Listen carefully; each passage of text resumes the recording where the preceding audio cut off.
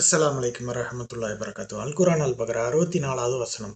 பின்னர் நீங்கள் அதற்கு பின்னும் வாக்குறுதியை புறக்கணித்து விட்டீர்கள்.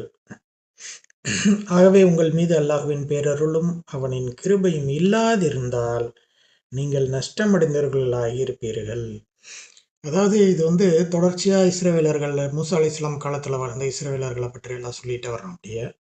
அப்படி இருக்கும்போது அந்த விஷயங்கள்ல பாருங்க, அதுல என்ன அதாவது அல்லாஹ்வுடைய அதாவது பின்னரும் நீங்க புறக்கணிச்சீங்க, அல்லாஹ்வ புறக்கணிச்சீங்க அப்படின்னு சொல்லிட்டு, அதுல வசனம் எவ்வளோ அழகான ஒரு வசனம். அதாவது எப்படி சொல்றதுன்ட்டு எதிர்மறையாவே இல்லாம, நேர்மறையாவே அந்த வசனத்தோட அப்படியே அதிலேயே எதிர்மறைக்குள் நேர்மறை, நேர்மறைக்குள்ள ஒரு எதிர்மறை அப்படிங்கிற மாரி புரிஞ்சும் புரியாத மாதிரி புரியாம புரிஞ்ச மாதிரியும் இருக்கு பாருங்க அந்த வசனம்.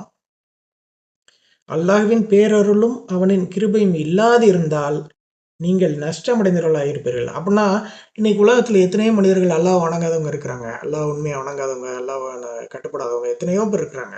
முஹம்மது நபி ஸல்லல்லாஹு அலைஹி வஸல்லம் அவங்களுடைய வழிமுறையை பின்பற்றாதவங்க. ஆனாலும் அவங்க இதே அடிப்படையில பார்த்தோம்னா, புறக்கணித்து விட்டீர்கள்.